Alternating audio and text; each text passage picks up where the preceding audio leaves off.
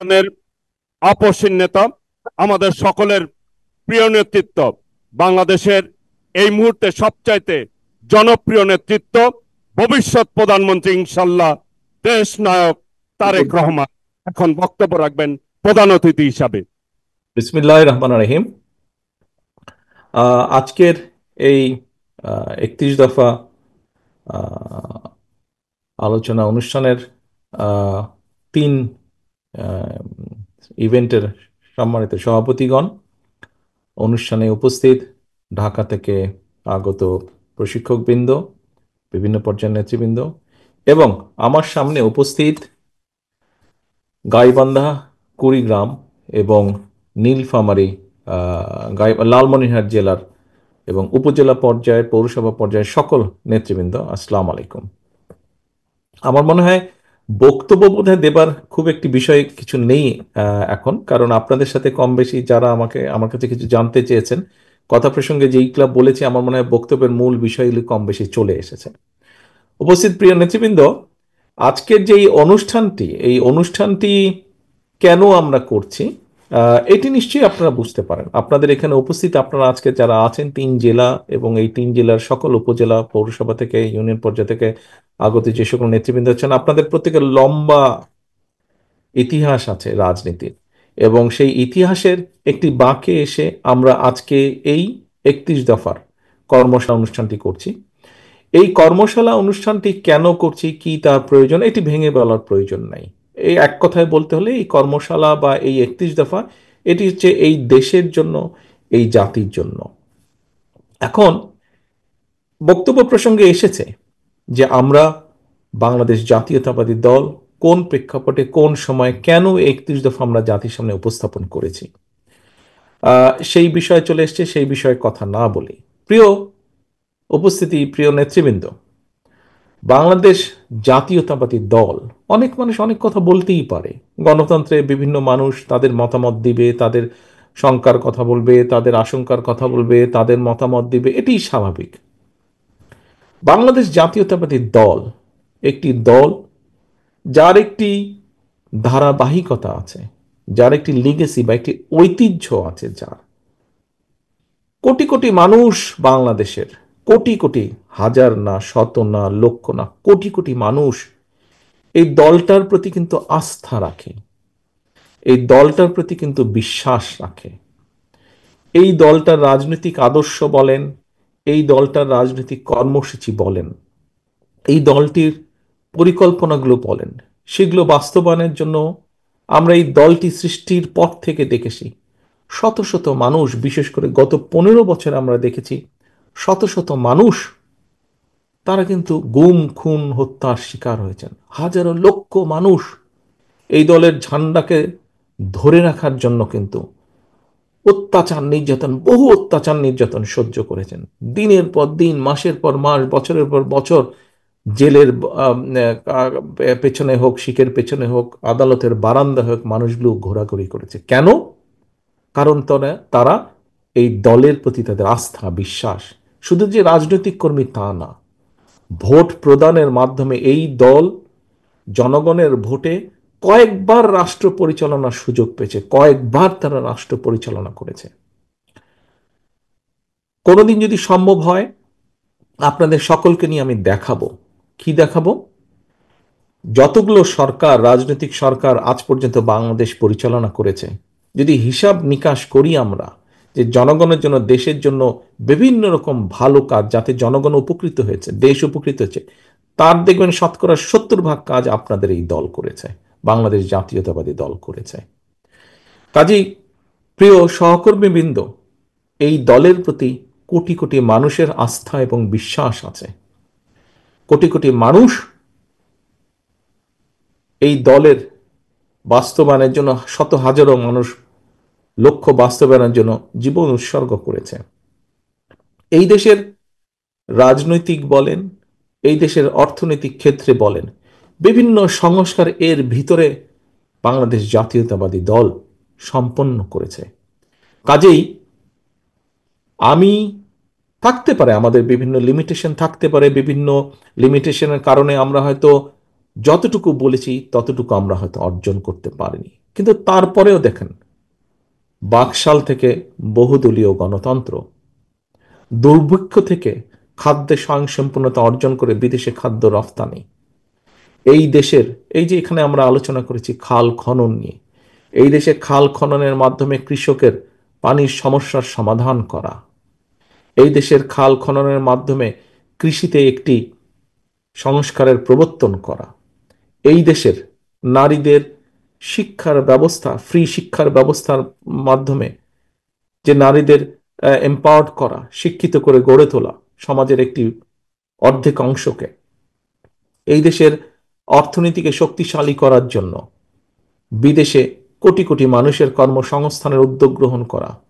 এই দেশের শিল্পায়নের বিপ্লব ঘটানোর জন্য গার্মেন্টস সহ অন্যান্য শিল্পের প্রসার ঘটানো, এইভাবে যদি আমরা বলি, বহু ক্ষেত্রে আপনাদের এই দল, আমাদের এই দল এই দেশে সংস্কার সাধন করেছে, অথবা পদক্ষেপ গ্রহণ করেছে, অথবা বিভিন্নভাবে অবদান রেখেছে।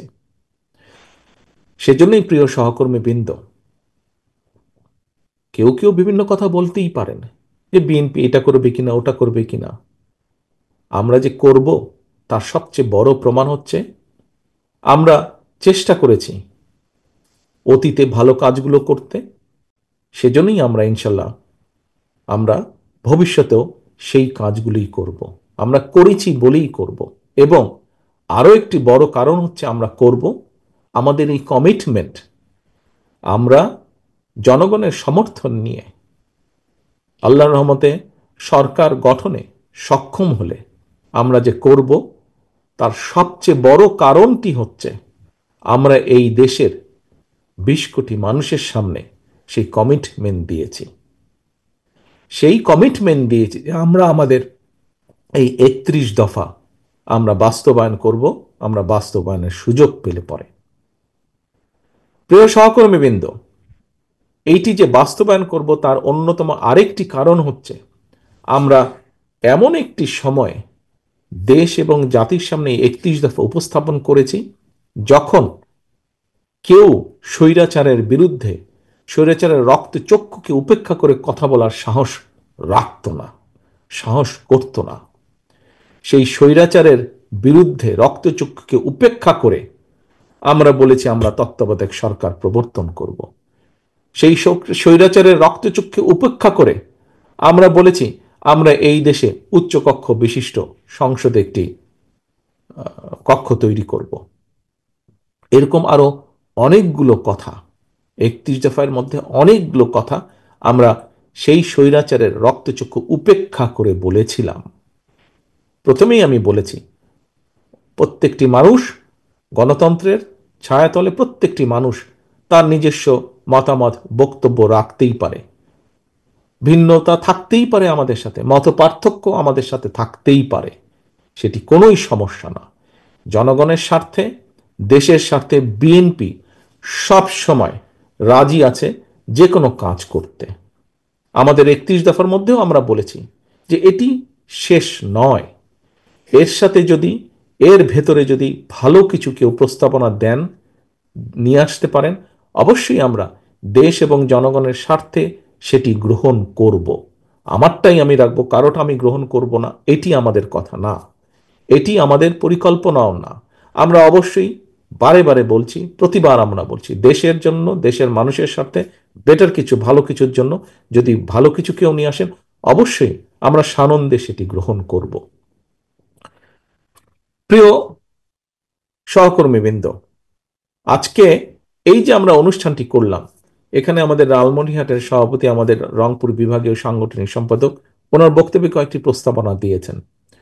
হয়তো আমরা কোনো না কোনো এক সময় এরকম সাংগঠনিক কার্যক্রম গ্রহণ করব, কিন্তু আজকেই যে আমরা প্রায় ৬-৭ ঘন্টা ধরে এখানে আপনারা উপস্থিত আছেন, আপনারা উপস্থিত থেকে আপনারা আজকে এখানে সময় দিয়েছেন, আপনারা শুনেছেন, আপনারা কথা বলেছেন, আপনারা আলোচনা করেছেন, এই যে সারাদিন আপনারা থাকলেন, কেন থাকলেন? এটির আজকে কি এই আলোচনা আর ২-৪-৫ মিনিট পরে আমার বক্তব্য শেষ হয়ে যাবে, আমার বক্তব্য শেষ হয়ে যাওয়ার পরে অনুষ্ঠান শেষ হয়ে যাবে, আমরা কি সব ভুলে যাব? নিশ্চয়ই নয়।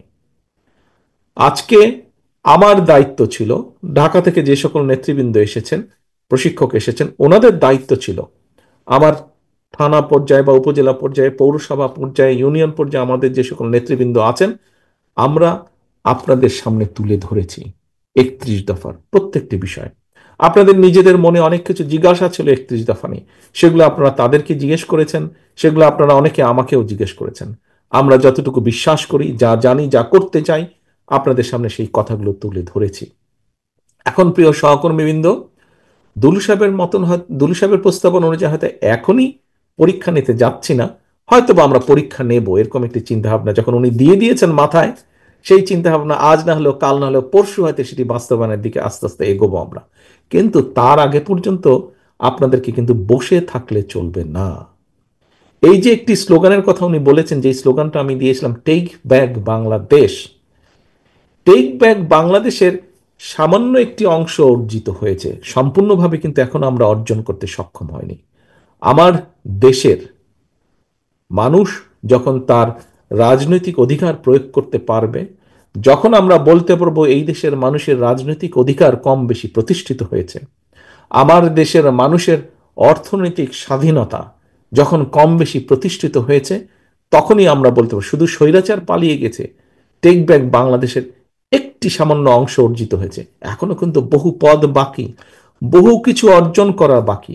এই দেশের সন্তানদের, এই দেশের ভবিষ্যৎ প্রজন্মের শিক্ষা ব্যবস্থাকে যখন মোটামুটি আমরা সুন্দর করে গড়ে তুলতে পারবো, এই দেশের মানুষের স্বাস্থ্য ব্যবস্থাকে যখন মোটামুটি ভাবে আমরা প্রত্যেকের কাছে পৌঁছে দিতে পারবো, এই দেশের নারীদের ক্ষমতা উন্নয়ন বা এম্পাওয়ারমেন্ট যখন আমরা করতে পারবো, এই দেশের বেকার সমস্যা, সব দেশেই পৃথিবীর বেকার সমস্যা আছে, 100% বেকার সমস্যা নেই এমন কোনো দেশ নেই, কিন্তু কম বেশি বেকারদের কর্মসংস্থানের সমাধান আমরা করতে সক্ষম হব। এইভাবে আরো প্রয়োজনীয় কাজগুলো মোটামুটি ভাবে যখন একটি ভিত্তির উপর আমরা করাতে পারবো, তখনই আমরা বলতে পারবো টেক ব্যাক বাংলাদেশ কিছুটা হলেও বাস্তবায়ন ঘটছে, কিছুটা হলেও সফল হয়েছে। কিন্তু প্রিয় সহকর্মীবৃন্দ, এটি শুধু যারা ঢাকা থেকে এসছেন সেই সকল নেতৃবৃন্দ, আমি অথবা স্থায়ী কমিটির সদস্য, এই কিছু মানুষ মিলে কিন্তু করতে পারবো না। এই দেশ 20 কোটি মানুষের দেশ, 20 কোটি মানুষের দেশের কার্যক্রম বাস্তবায়ন করতে হলে আপনাদের প্রত্যেককে স্ব অবস্থান থেকে কার্যকরী পদক্ষেপ গ্রহণ করতে হবে। আপনারা যদি প্রত্যেকে এগিয়ে আসেন, একজন রাজনৈতিক কর্মী হিসাবে আজকে আপনাদের দায়িত্ব হচ্ছে আমার, এবং আমি আমার দায়িত্বের কিছুটা পালন করতে সক্ষম হয়েছি, যারা ঢাকা থেকে এসেছেন তারা কিছুটা পালন করতে সক্ষম হয়েছেন, বাকিটাও কিন্তু আপনাদেরকে করতে হবে। অর্থাৎ এই 31 দফাকে মানুষের কাছে, আপনার এলাকার মানুষের কাছে, ঘরে ঘরে, পাড়ায় পাড়ায়, গ্রামে গ্রামে, ইউনিয়নে ইউনিয়নে, থানায় থানায়, পৌরসভায়, প্রতিটি ওয়ার্ডে আপনাদেরকে পৌঁছে দিতে হবে। সেই কাজটা কিন্তু আপনাদেরকে করতে হবে। এই কাজটি আপনাদেরকে এই জন্য করতে হবে, আপনারা প্রত্যেকটি ক্যামেরাকে আমি অনুরোধ করব হলের দিকে দেখাতে আমাকে, আমি একটু হলের দিকে দেখতে চাই, আমি একটু হলের দিকে, প্রত্যেকটি ক্যামেরা, লালমনিরহাট আমাকে দেখাচ্ছেন, লালমনিরহাট প্রায় স্টেজের দিকে চলে যায় ভাই, আমাকে, হ্যাঁ, নেতাকর্মী যারা বসে আছে তাদের দিকে দেখান। এখন সহকর্মীবৃন্দ, আমি আমার সামনে যে মনিটর, এখানে আমি লালমনিরহাট, কুড়িগ্রাম এবং গাইবান্ধার প্রত্যেকটি উপজেলা থেকে আগত ও পৌরসভা আগত প্রত্যেকটি মানুষকে আমি দেখতে পাচ্ছি। আপনাদের কাছে আমার একটা জিজ্ঞাসা, আজকে সারাদিনের এই আলোচনার পরে কম বেশি আপনারা কি বিশ্বাস করেন, নট মনে করেন, আপনারা কি দৃঢ়ভাবে বিশ্বাস করেন যে এই 31 দফা যদি আমরা কম বেশি বাস্তবায়ন করতে সক্ষম হই, তাহলে আমরা দেশের এবং দেশের মানুষের ভাগ্যের কিছুটা হলেও পরিবর্তন ঘটাতে সক্ষম হব ভালো অর্থে? আপনারা কি এটি বিশ্বাস করেন? যদি বিশ্বাস করেন আমাকে হাত তুলে সমর্থন দেন যে ইয়েস, সারাদিনের আলোচনার পরে তো আপনাদের বিশ্বাস উপলব্ধি করতে হবে। আপনারা কি সেটি উপলব্ধি বা বিশ্বাস করেন? করেন আপনারা, ধন্যবাদ। আমি ধরে নিচ্ছি, ধন্যবাদ, হাত নামান। আমি ধরে নিচ্ছি আমার যে সকল নেতাকর্মী সকলে আপনারা আজকে এখানে আমার প্রশ্নের সমর্থনে হাত তুলেন, হাতটা শুধু তোলার জন্য তোলেননি, হাতটা আপনারা বিশ্বাস, কারণ সারাদিন আপনারা জেনেছেন, শুনেছেন, বলেছেন, এবং তারপরে সবশেষে নিশ্চয়ই আপনারা উপলব্ধি করতে পারছেন, বিশ্বাস করতে পারছেন। গতকাল পর্যন্ত আপনার হয়তো অনেক বিষয় স্বচ্ছ ধারণা ছিল না, আজকে অনেক বিষয় স্বচ্ছ ধারণা আপনার হয়েছে। কাজে এই স্বচ্ছ ধারণা হওয়ার পরে নিশ্চয়ই আপনি দৃঢ়ভাবে বিশ্বাস করেন এই 31 দফা আমরা যদি বাস্তবায়নের সুযোগ পাই, ইনশাল্লাহ আমাদের সেই টেক বাংলাদেশ অথবা কাঙ্ক্ষিত যে বাংলাদেশ, সেই বাংলাদেশের প্রতিফলন আমরা ঘটাতে সক্ষম হব। এই যদি আপনাদের বিশ্বাস হয় নেতৃবৃন্দ, তাহলে আপনাদের সকলের কাছে, আপনাদের নেতা হিসাবে আমার আপনাদের কাছে আহ্বান থাকবে, নির্দেশনা থাকবে। এই ঘর থেকে এই অনুষ্ঠান শেষ হয়ে যাওয়ার পরে আগামীকাল থেকে আপনারা উপজেলার নেতৃবৃন্দ সকলে একসাথে নিজেদেরকে নিয়ে বসবেন, আপনারা জেলার নেতৃবৃন্দ সকলে একসাথে নিজেদেরকে নিয়ে বসবেন, আপনারা পৌরসভার নেতৃবৃন্দ সকলে একসাথে নিয়ে বসবেন। নিজেদেরকে বসে আপনাদেরকে পরিকল্পনা নিতে হবে কিভাবে আপনারা প্রত্যেকটি মানুষের দোরগোড়ায় আপনি যাবেন। এখানে প্রশ্ন এসেছে যে ভিন্ন ধর্ম বর্ণের মানুষ সকলে আমরা বাংলাদেশি, সেই জন্যই কাউকে বাদ দিবেন না, সে অন্য দলের হোক, অন্য ধর্মের হোক, অন্য বর্ণের হোক, প্রত্যেকের পরিচয় আমরা বাংলাদেশি। কাজে প্রত্যেকের কাছে আপনাদেরকে যেতে হবে, কারণ প্রত্যেকটি মানুষের সমর্থন আমাদের প্রয়োজন।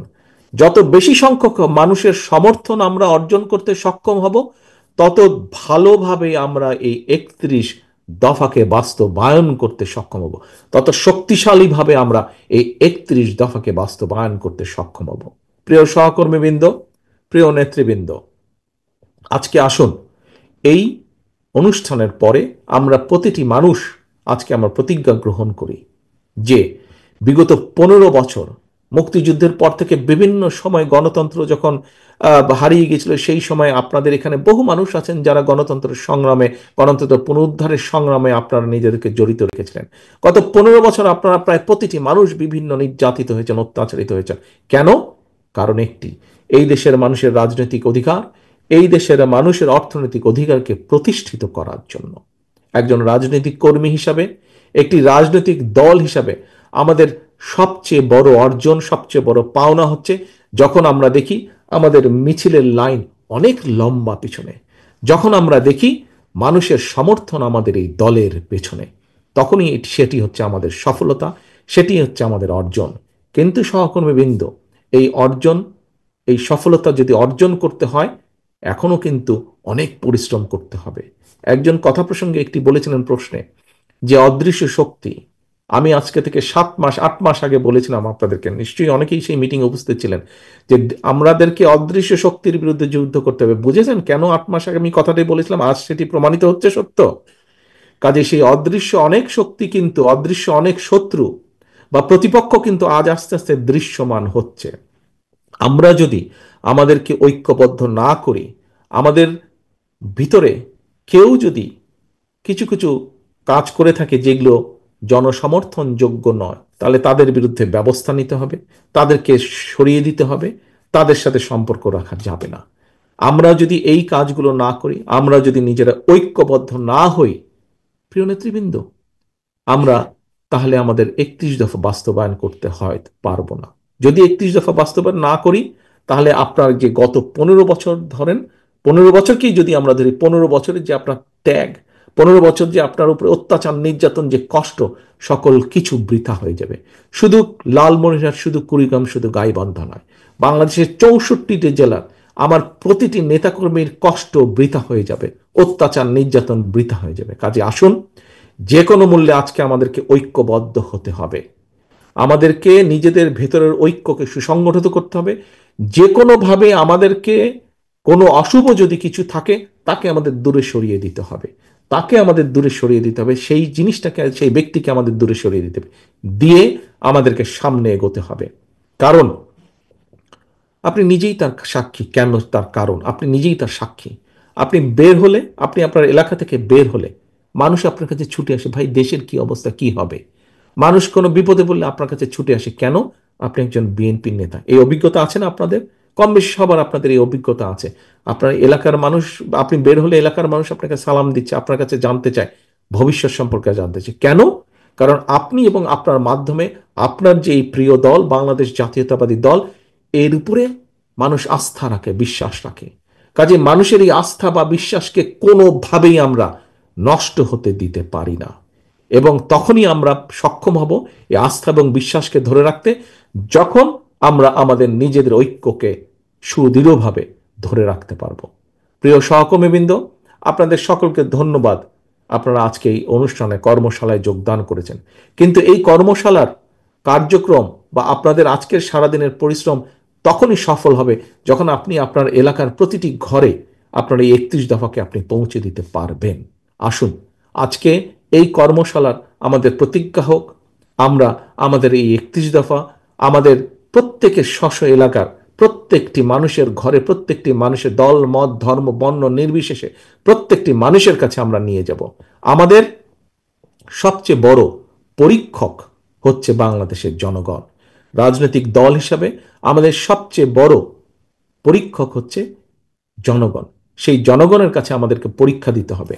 পরীক্ষা দিতে হবে তাদের জন্য ভালো কিছু করার মাধ্যমে, পরীক্ষা দিতে হবে দেশের জন্য ভালো কিছু করার মাধ্যমে, পরীক্ষা দিতে হবে তাদের জন্য, তাদেরকে ঐক্যবদ্ধ করে ভালো কিছু অর্জন করার মাধ্যমে। আসুন আমাদের আজকের প্রতিজ্ঞা হোক সেই ভালো কিছুটি আমরা অর্জন করার জন্য যা যা কিছু করা প্রয়োজন আমরা সেই কাজগুলোকে করব। আমাদের আজকের প্রতিজ্ঞা হোক, শপথ হোক যে আজকে আমাদের এই 31 দফাকে আমরা আমাদের স্ব এলাকার প্রত্যেকটি মানুষের ঘরে আমরা পৌঁছে দেব। এই হোক আমাদের শপথ, প্রতিজ্ঞা, এই হোক আমাদের প্রত্যাশা। আবারও আপনাদের সকলকে ধন্যবাদ জানিয়ে আমি আমার বক্তব্য শেষ করছি। আল্লাহ হাফেজ। বাংলাদেশ জিন্দাবাদ। বাংলাদেশ জাতীয়তাবাদী দল জিন্দাবাদ। আসসালামু আলাইকুম। মাননীয় প্রধান অতিথি, মাননীয় প্রধান অতিথি, গাইবান্ধা কুড়িগ্রাম লালমনিরহাট জেলার পক্ষ থেকে আন্তরিকভাবে ধন্যবাদ এবং মোবারকবাদ জানিয়ে আজকের এই কর্মশালা আপনার অনুমতিক্রমে আমরা সমাপ্তি ঘোষণা করছি। সকলকে ধন্যবাদ। আসসালামু আলাইকুম ওয়া রাহমাতুল্লাহ।